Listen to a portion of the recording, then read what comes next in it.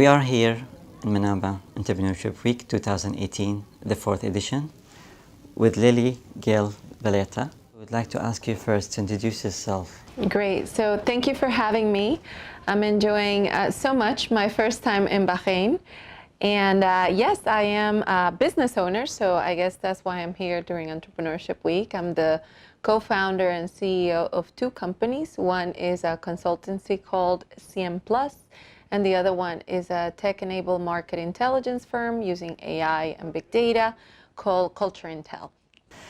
Really, really nice. And I had the pleasure to be part of your lectures, and I listened to what you said about the cultural gap and the cultural advantages.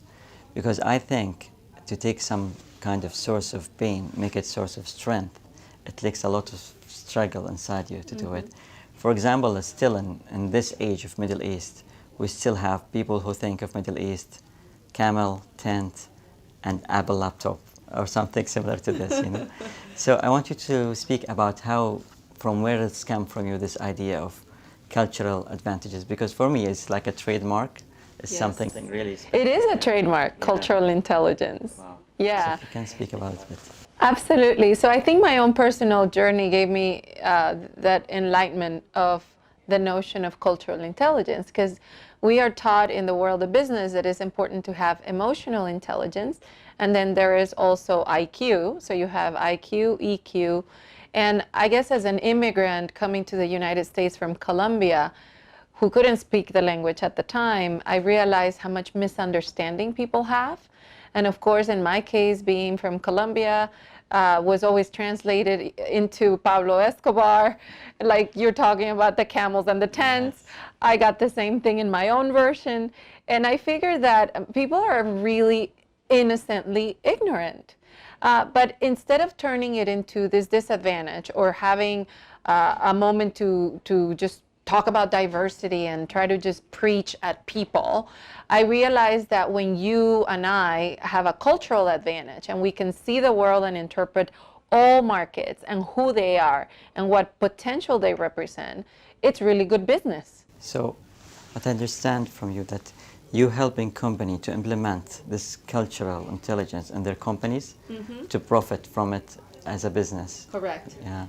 How can like small businesses implement this? Yes. I mean, like in Bahrain, for example. I love it.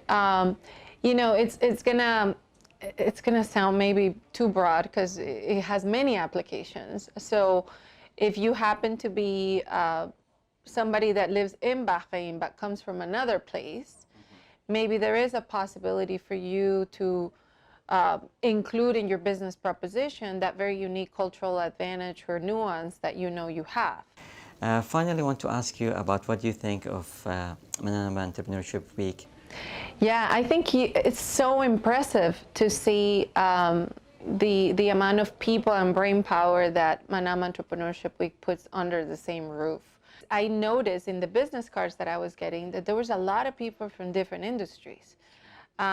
Some people were investors. They were more on the financial side or investment groups or are investors in other companies, and others are companies that would love to be invested in. So that could be interesting to do matchmaking and control it so people have 10 minutes. It's almost like speed dating, business style. Thank you for sharing your ideas, and we're really happy to have you here. That could be very interesting. And I hope you have a nice time.